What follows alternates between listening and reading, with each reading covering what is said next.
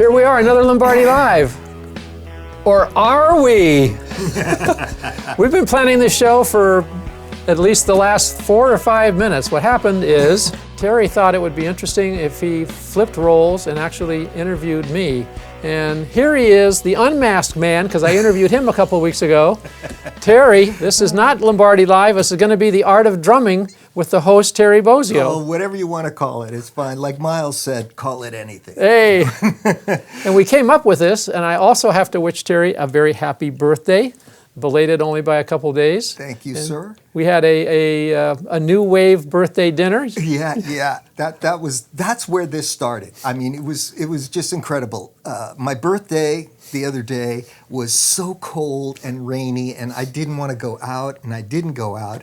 And Don had his secretary call and say, Don wants you to, be treated to a birthday dinner, so order anything you want from Wood Ranch. So I got ribs and all this stuff, and I said, well, great, I'll FaceTime you when I get my food. Well, my food was a little late. Don finished his food, and so I FaceTimed him, and I'm stuffing my face while he's telling me all these stories, and so many of them I hadn't heard.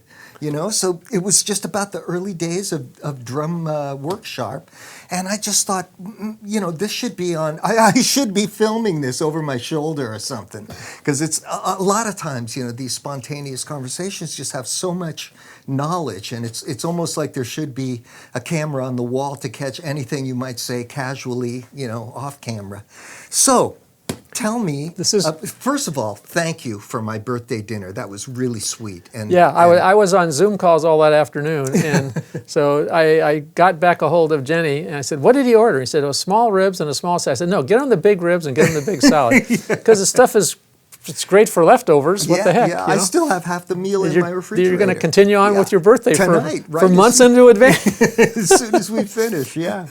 Well, first of all, you were telling me that you had your little teaching studio, right? So you were teaching lessons. Yeah, the idea, as people have read for some time, started as a drum teaching studio. I was teaching at 3 music stores. Mm-hmm.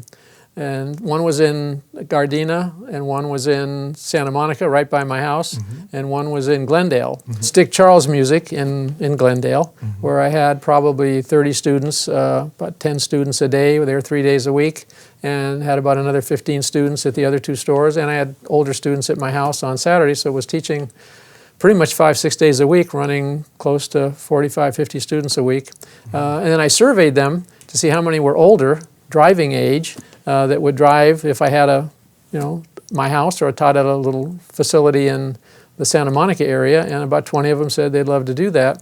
Some of them were coming from close to there to drive an hour to go to where I was teaching anyway.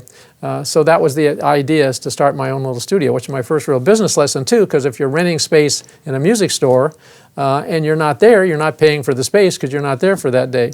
If you rent your own space and you go out of town, because I was still doing some traveling with some show bands, the Vegas, Reno, Tahoe, the circuit they used to call it back in those days, you still have to pay the rent if you're gone for a month, and you're not generating any income from there. But I had other teachers that were starting to teach there, and the workshop idea is that we would have major artists come in, friends of mine would come in and do seminars from time to time. Shelley came down and did one, Irv Kotler came down and did one. Freddie came down, and he was going to come down on a regular basis, but after he came down and did one, he said it's too far to drive, because it was like 45 minutes from his house and having to be traffic that day, and so that was kind of it for that. But that was, as people have read in my bio, kind of the inception of DW as a registered name, Drum Workshop Incorporated, which was, ta-da, next year, 50 years ago. Yeah. A lot has happened in those 50 years. And I was playing at a club here in LA, and earlier in that day, as I was teaching, the father of one of my students came by to pick up his son, and it was Tom Beckman, who had Beckman Musical Instruments. I was teaching his son, and he said he has the opportunity to become president of Roland US, and he was going to sell this small drum company he had, also his distribution company, which was called Camco, which actually, didn't think about this till right now. This is one of the classic pedals. This was the Camco pedal that all the guys pretty much played on back in those days. Was a leather strap. There's a nylon strap on this one. So he said, because he knew that my son was born, I didn't want to travel. I was raising my son Chris, and I had some inventions. I had a trap case seat that I invented, and I was making some things, so he knew I was kind of a tinkering guy also. He said, would you be interested in buying the tooling, the dies, and the molds? Because the company that I'm selling it to, Hoshino, which is Tama, is only interested in the name. They want to make everything in Japan. So I could sell it in two parts, if you will. And so this was like yeah, I think it was actually a selfish move on my part, because I'm thinking, myself and my group of 10 or 15 drummer friends, what happens to the Camco pedal if he sells it and it, goes overseas, or, people don't pay attention to the quality? How am I going to get parts for it? So I said, maybe I could buy the tooling, dies, and molds and make some pedals for myself and some friends and sell a few of them. So he said, do you want to buy it? And I said, let me think about it. I went to work that night with Paul Real, who was a singer in a band that we had. It was playing at a popular club in L.A., Hollywood area.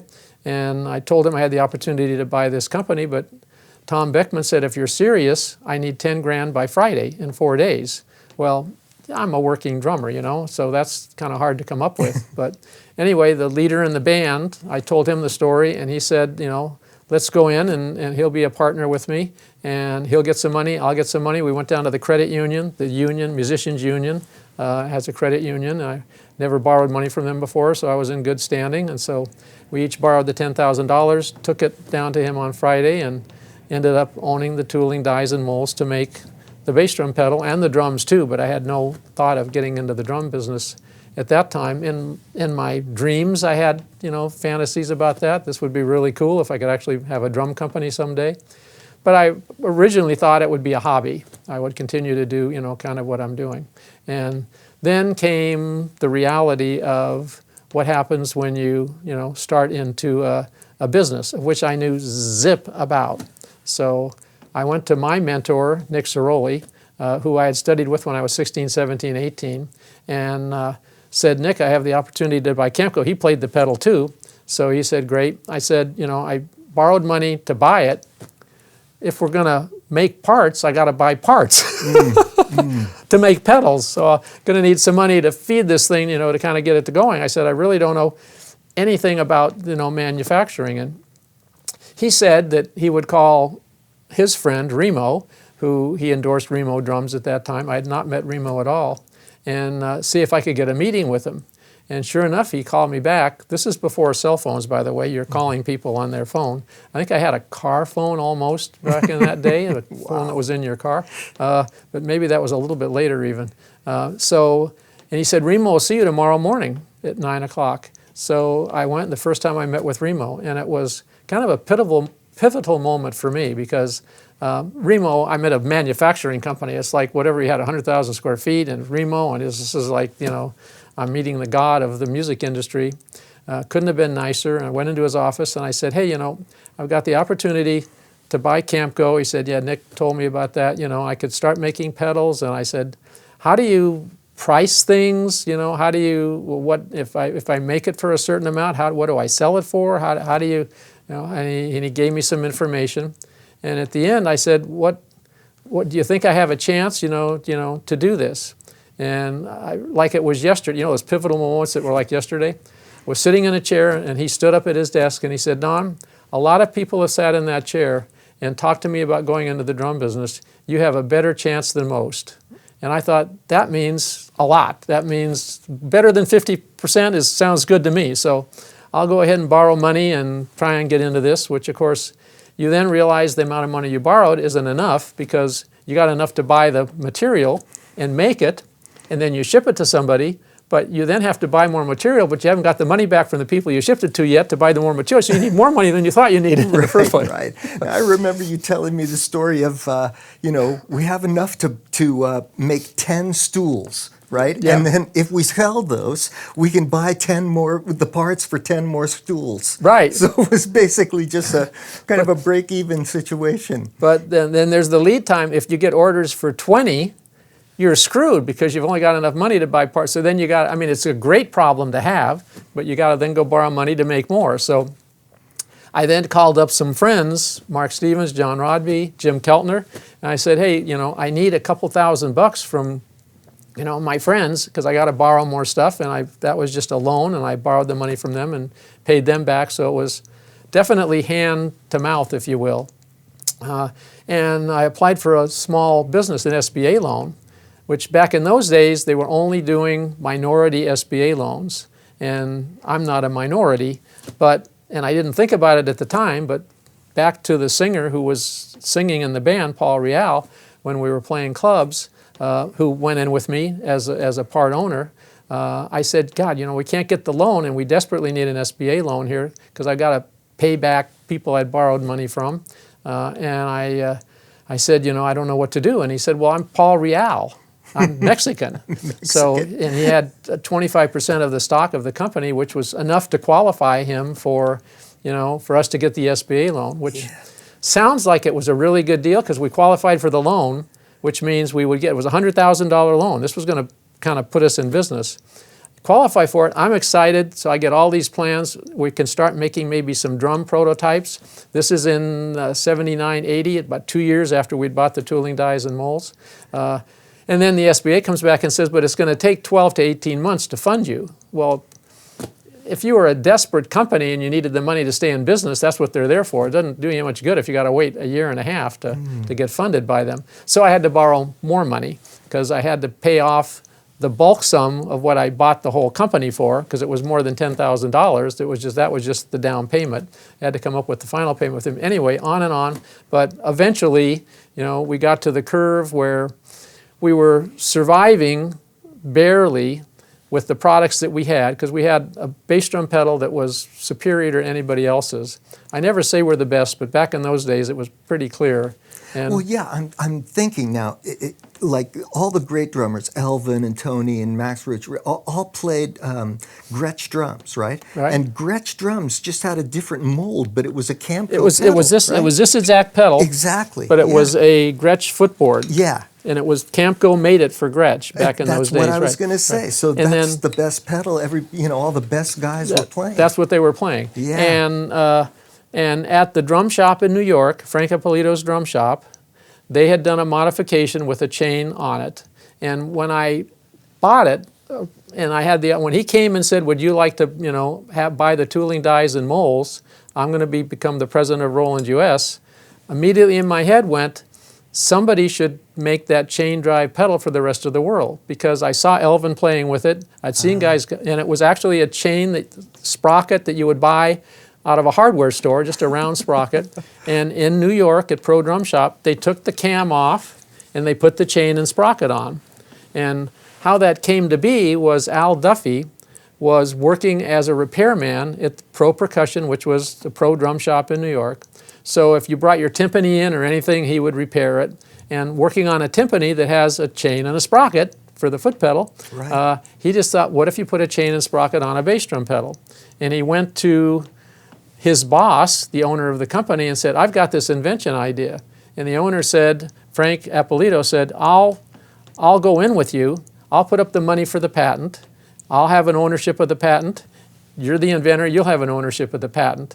And we'll each have 100% rights to do whatever we want with our interest, in that patent. So me growing up, not knowing anything about patents in those days, I knew it was the Frank Ippolito Pro Percussion. I didn't know anything about Al Duffy. I never met him. I just knew it was the Pro Percussion pedal. You would buy the Camco pedal, this exact pedal as a matter of fact, and send it to his shop, or he would order the pedal. You'd order it from him. He would do the modification on it from Camco, and then that's how these guys ended up playing it. So, and back in those days, this pedal with a leather strap felt the best because it was really floating, but it wasn't holding up. Now we're talking about the late 70s. We're talking about it's different. It wasn't like the jazz hippie, the guys were really playing harder on it. So my goal was to take the pedal, make it roadworthy, put a chain and sprocket on it.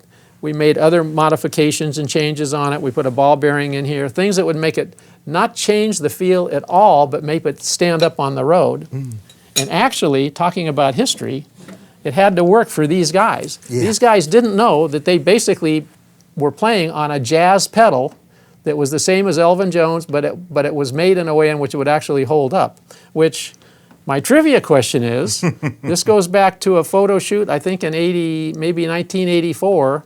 If we look through this, and maybe you can put up a tighter picture of this, we've got going from top to bottom, left to right, top left. Who are you thinking that is? From the guy from Cinderella. Fred Coury. Fred Coury, right. Then we have Bobby Blotzer. And we have Greg Bissonette. Greg Bissonette. With David Lee Roth. David Lee Roth back in those Steve days. Vai, yeah. And the hairdo. Yeah. Night Ranger, Kelly Keagy. Right. Great singing drummer. Tico Torres. From Bon Jovi. Bon Jovi, right. In the center, the one and only Tommy Lee. Got a lot of Tommy Lee stories for you. And then the next guy's from Poison, right? And the rocket goes off with Ricky. Yeah, Ricky Rocket. Ricky That's Rocket, right. It. So Right. These were all guys who played basically that chain drive pedal. And we ended up, I ended up calling Frank Ippolito after I bought the tooling, dies, and molds, and I just said, I want to do this, throughout the whole United States. So basically, license me your patent. I'll make it. I'll give you a royalty. I didn't know anything about how this worked, but I just came up with a huge royalty percentage. I probably would have never been able to pay it, never make any money, but I needed the chain and sprocket because I needed a pedal that would work, that would hold up for these guys, but had still that really good feel. We weren't getting over the financial hump, just making a great jazz pedal for great jazz drummers. It had to get, over that, had to become a pedal that was good for the masses. And these were the guys, Tommy especially, one of the first guys who played on it, and Greg Bissonette too, who played on it, who would stand on his seat at one point and jump down onto the pedal. And then I just realized I got to really make a pedal that I never envisioned you'd have to make a pedal for somebody to do that, because I thought it'd be for somebody playing the drums. But so how do we take it to the next level? So in calling Frank Ippolito and going back and forth, he agreed to license us after some period of time. And it took a period of time. He didn't call me back. And it was kind of funny. I was dying on the vine at that point, because I really needed something different. And we hadn't come out with the double pedal yet, which was about 82, which really, another story which put us into business. There's some patent stories about that too. Your interview is, you're a great interviewer. Yeah, I just shut up. You just haven't said a word. So this is like the early days can go on and on, but this part of history and time back in the 79, 80, 81, and 82, I call Frank, and don't get calls back. And I called Remo, who was a friend of Frank's. He introduced me to him over the phone originally. And I said, he just doesn't get back to me. He says, let me see what's going on. So he calls me back and he says, he wants to do something. He'll do something with you now. I said, what was the matter? He says, well, he's just, he's an East Coast guy. It's kind of the way he put it. He said, well, he's just a little not too trustworthy of the West Coast guys, because he doesn't know if he's going to get the right royalty numbers or anything. But I told him, like, you're square, everything's going to be really good, so he's okay with it now. So we just kind of like the the East and the West Coast. We're a little bit, we don't know about you West Coast guys. You're a little bit shaky out there. I didn't know him at all. But anyways, he agreed to license us the patent, so I couldn't be more thrilled. And we actually had a drawing of the footboard. Wasn't my preference, but I didn't care. I needed the chain drive patent in order to start making pedals with a chain and sprocket on it. It was going to be the Ippolito with a chain going down the footboard by DW, small DW at the bottom, as opposed to DW, but an Ippolito at the bottom. But if you wanted it that way, that was fine. We had the drawing done. We had the tooling at a die caster to make it. He is going to send me a contract, which I hadn't gotten yet, but the deal was, we're going to do it, Don, everything's okay, so I was comfortable with it. He passes away untimely.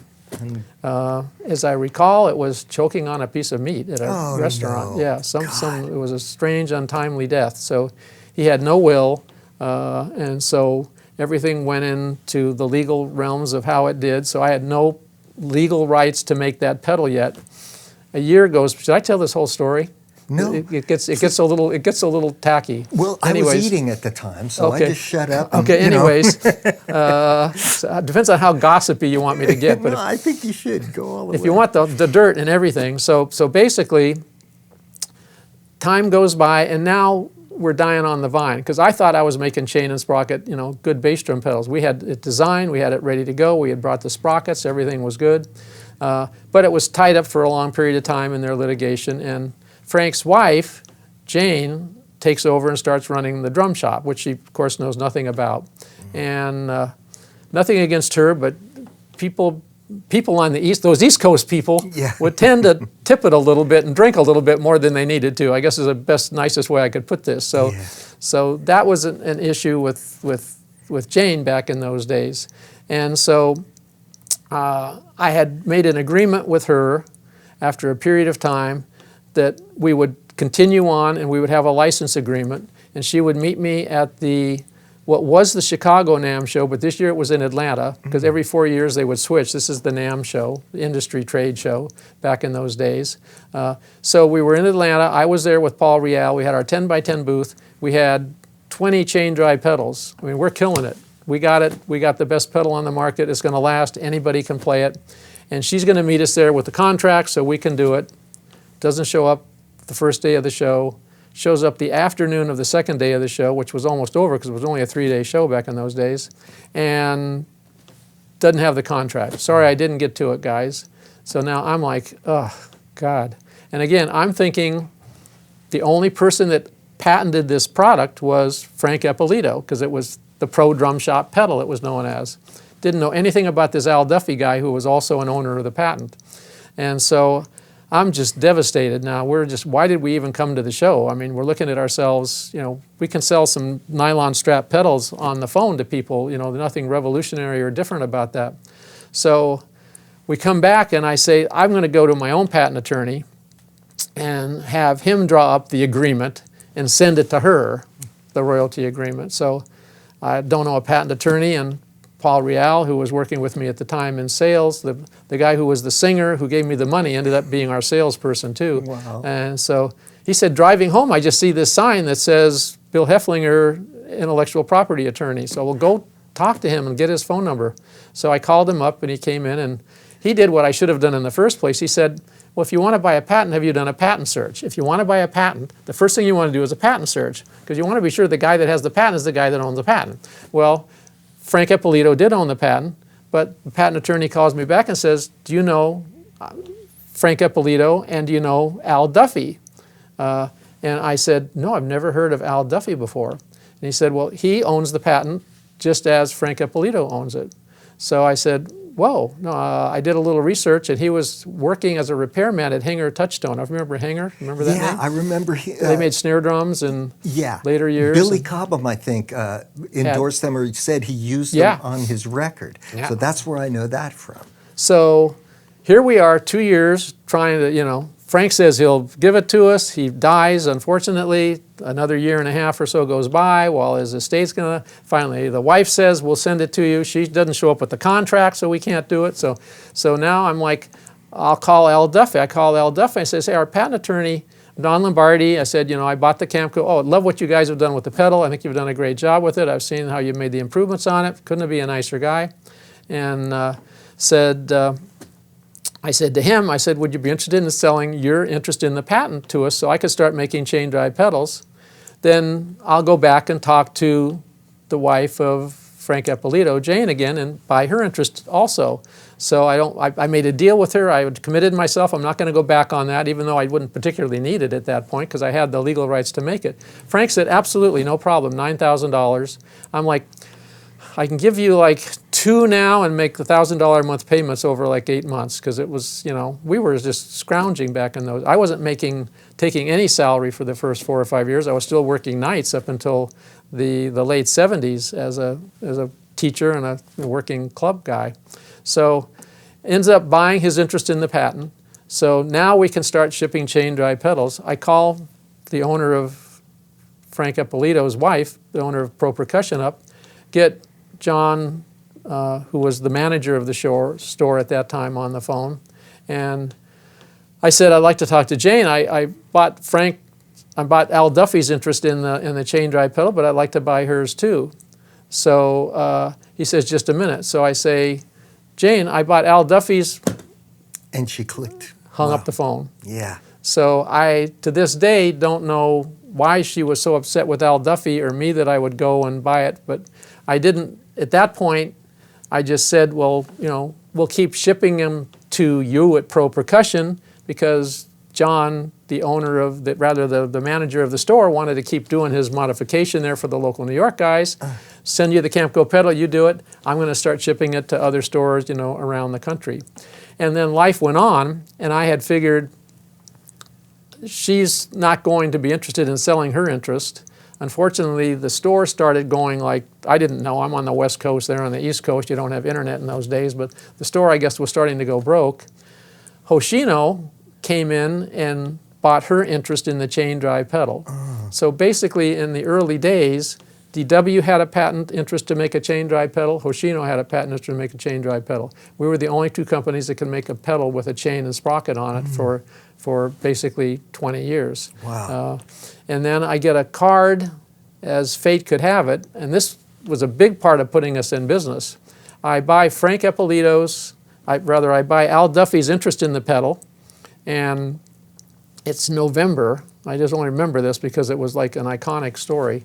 I get a Christmas card from him a month later and saying, Don, hope everything's going well with, you know, with the transition, with you making the pedals and everything. Just wanted to let you know Walt Johnson just hired me as second position at Pearl. Oh, man. So unbeknownst to him, he sold it to me, and about 4 weeks later, he became second in command of Pearl, which was making drums in the U.S. back in those days, at which point he would have never sold it to me. He would have had it. I wouldn't have had the rights to the chain drive pedal. So timing can be everything, as you know, in life. And then it ended up Hoshino, which you mentioned, probably most people wouldn't know. They own Tama. Yeah, Hoshino was the parent corporation, Hoshino Gaki. Yeah. They owned Tama, yeah, they were the Tama company. Yeah.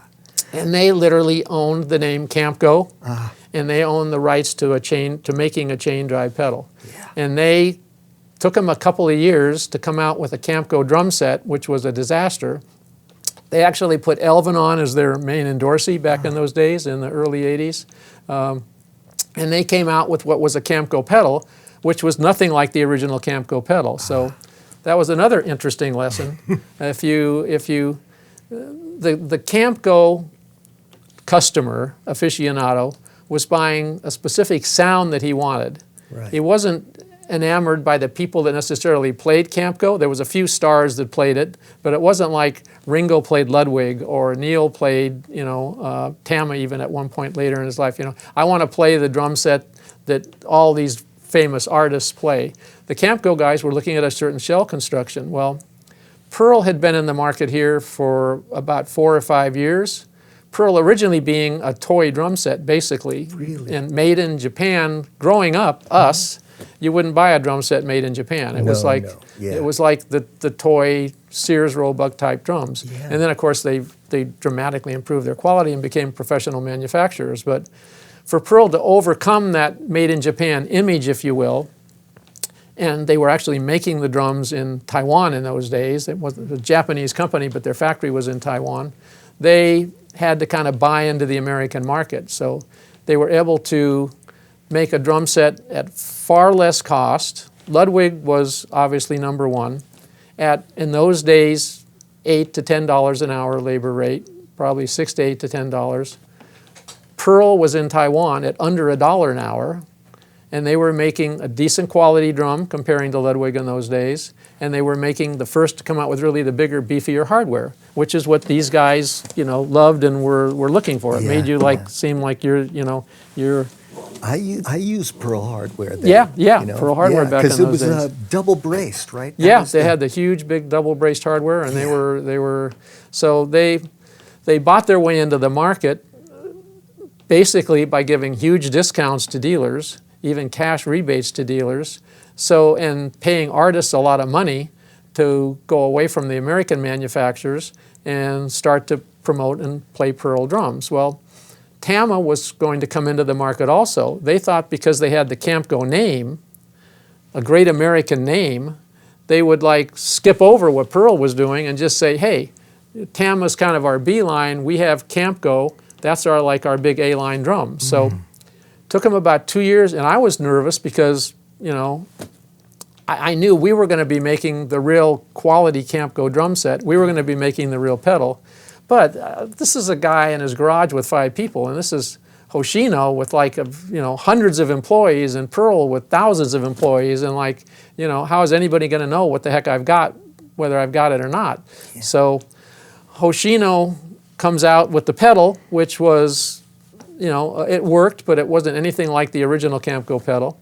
And then my dear friend Bob Yeager, who you know too at Pro Drum Shop, we're waiting and waiting and waiting for Tama drums to come in, which under the brand name Camco, for the Tama company to make their Camco drums. And he has, at that point, it's been over a year, there's a lot of Camco aficionados. He probably had orders for 12 to 15 sets. And sure enough, he gets 12 to 15 sets in, and he sends them out to the people that ordered 12 to 15 sets, and he calls me up and says, I got 11 of them back. Oh. And I'm like, what? He said, yeah, they're good drums, but it's not the sound, nothing wrong with them, but it's not the sound of the original Camco drum set that they wanted. So at that point is when John and I just said, look, and I met John Good, which I'm jumping over because he was a student of mine back in the early 70s. And drum roadie for Chad Wackerman, with Frank Zappa. Yeah, so exactly right. Another connection. A huge connection there. That was in the 80s, yeah. John, skipping ahead, making the pedals and dealing with all the artists, John had a lot of connections in tuning a lot of drum sets. He, had the opportunity. He said, we were like on a really, when this was all happening, it was a really tight budget for us. We were just trying to hold it together. And so he had the opportunity to go out, and I think the joke was he could make a couple $100 a week. I said, well, that beats my 75 I'm paying you, John. So, right. So go do that. But he worked for us just as hard because I would send him stuff every week. And he would try it on the gig with these guys and that's how could you better get information on, and he'd be out there not only with the person he was touring with Chad first, which was Men at Work back in the day, and then later with Zappa and Jonathan Moffett. He was out there for quite some time. Yeah. And that was all kind of in the beginning 80s. We were making pedals mostly, and then the double pedal came in. I got a really good patent on the double pedal. And we had the patents on the chain drive pedal. Which patents is another whole issue. I could probably do another whole show on that at some point. I don't know if we talked about that the other night or not. Well, I just know how much they cost, and they must have gone up. And it's very difficult because you can't patent an idea. You have to patent a way of creating your idea. Well, yeah, mechanical patent is, there's a trademark, which is what we have on the lug. Yeah. And the neat thing about a trademark is it lasts in perpetuity. It doesn't have a time period. So like a logo on a spaghetti label or something like that. But a patent is good for a finite number of years. I think it was 18 years from the date of the patent, or now I think it's 20 years from the date that it's issued. But and then a patent runs out, and then anybody can do it, like Velcro, and or you can improve it, but anybody could still do the original. But my lesson in the early days for you inventors out there, which I tell a lot of inventors who submit patented products to us in my DW hat, is it's good as the money you have to put behind it. Because if your patent is so-so, nobody's going to copy it. They'll just let you do it because it's not hitting them in the dollars. But if you have a chain drive pedal, and the whole world thinks chain drive pedals are the hottest thing in the world, or you have a double pedal, and drummers want double pedals, you want to be able to make one. And we had good patents on both of those. And in the case of the chain drive pedal, we shared that patent with Tama, Hoshino, as I mentioned, and that allowed us, I couldn't stop other companies from doing it. Pearl was going to a NAMM show with a chain drive pedal, thinking that I owned it, and Tama was a licensee of ours, that I had licensed Tama.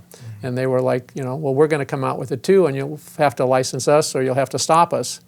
A patent infringement suit was $300,000 back in those days. No way. And that was, again, I'm working clubs, so that was like, there's no way I could protect the patent by stopping somebody from doing it. And it kind of becomes a bluffing game. It's like, how much money do you want to spend before one person or one party will back down? Well, I wasn't spending anything other than just attorney time writing them letters back and forth. But in the chain drive situation, when it became known that to Pearl that Tama was also an owner of the patent and their attorneys contacted them. Then they immediately stopped. Actually, they didn't bring it to the trade show that year. The double pedal was a whole other issue, and it wasn't that double pedals hadn't been done before, but they hadn't been done the way we did the DW one.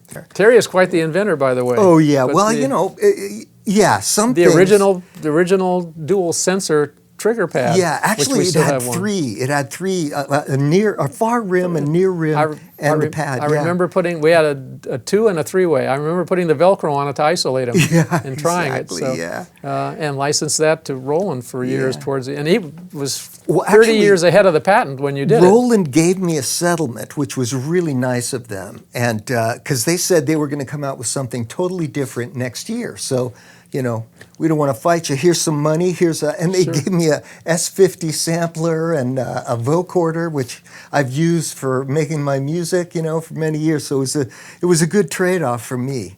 Great interview, Terry. Oh, dude. You've asked me so many questions. How much time are we into here? 50 minutes. Oh, wow. I've gone on for and I'm only at But I'm not 1982. Yeah, I'm not finished with my dinner yet. This is the way we talked at dinner yet. Well, he's into his dessert, which is peach cobbler. Peach cobbler Yeah, for it was tonight. Right. We have another big issue for you all, which is why we're wrapping it up right now, and it went way too long, but I hope I just rambled on here about what we talked about at dinner, and it kind of reminded me. Yeah, but it's really educational, because so many drummers come to me and say, you know, I've got an idea, and I think you're going to want to, you know, first of all, they probably think I'm rich, which I'm not, and they think that, you know, I can do something about their idea. And I tell them, look, an idea is an idea. It's the way you make it that's different. If you make something and it's got a screw, and somebody else makes the same thing, and they use another kind of screw or something like that, you know, basically can get, you know, screwed. Burned. Yeah, that's the term. But yeah, but also last night we were talking about a lot of the juggling you had to do in order to get partners in, and the stock options and all that stuff. And it was just like, you know, at the beginning, how did you this just company make it ever, you know? At the beginning, you need an accountant, so you find an accountant that will take 5% of stock, and you need somebody who would, you know, be working with you as a salesperson, and you give them stock that's worth nothing in a company that's worth nothing, but they all feel they're a part owner. They have their day gigs, they're making money, and they do this as time goes by. Unfortunately, I was able to continue with a lot of them, and a lot of them were loans that I just bought and paid back. A dear friend of mine said to me, if you're going into business, you need an accountant, a lawyer, and a priest. That's very good. Oh, man. Very good way to wrap this up, I think. Yeah, there you go. I'm not sure this was Lombardi Live or The Art of Drumming with Terry Bozzio. But call it whatever you want. It's The Art of Business with Terry Bozzio. Because I went down my, you know. Sure you did. And every drummer, every inventor thinks that, you know, they just own it and somebody's going to give them all this money for it, you know? And it's just not that way. It's not realistic. I did this with some of the enhancers with Vic Firth before, you know, all that. And he's like, well, you know, blah, blah. And, you know, it's like your little baby, you know, and so you have all these emotions attached to it. But when it comes down to it, the businessman is really doing most of the work and taking most of the risk, you know. If you just have a good idea, that's not enough to get you, you know, into business. You've got to figure out how to make it. You've got to, and the patents were, when I was inventing my electronic things, I got 3 patents, and that was $30,000. You know, it was $10,000 a piece. And, you know, how many people have that much money, you know, hanging around to take a risk on a product, you know, and I remember as soon as you helped me and I, you know, allowed whatever it was, we were going to license the electronic stuff to you, to DW. Yes. And make a little one-piece kit and everything, or a one-rack kit. The bottom fell out of the electronics market. It was like a big fad that just went, no. You know, it's like, who was it? Simmons made the 10-zone snare. Yeah. You know, 10 different sounds. You know, why don't you just use a real snare drum? Yeah. That's what everybody did. That was the joke at the time, Oh, God. So I thank you for watching, and sign up on our YouTube channel for sure. Yeah. Check out drumchannel.com. We have a lot of things going there, Instagram and Facebook too. And we'll see you with something that's a little more planned next week. But why should it be more planned than this? What the heck? Well, this kind of stuff is what we used to do, and I love it. But for my lessons now, I'm trying to just be a lot more succinct, is it? Or succinct? Yes. So, we're keeping it down to just the facts, and not getting digress into different areas and stuff. So everything's going to be a lot more focused. It's just like, here's the concept, and then immediate demonstrations, and then it's up to you to start practicing and working on this before you come back for your next lesson. But trying to keep these lessons down to about 7 minutes, so it should be well within anybody's attention span. Then practice them. That's what you need, yes. Terry, love you. Yeah, I love you too, Don. Thanks so much. I'll see you soon. We'll see you soon too.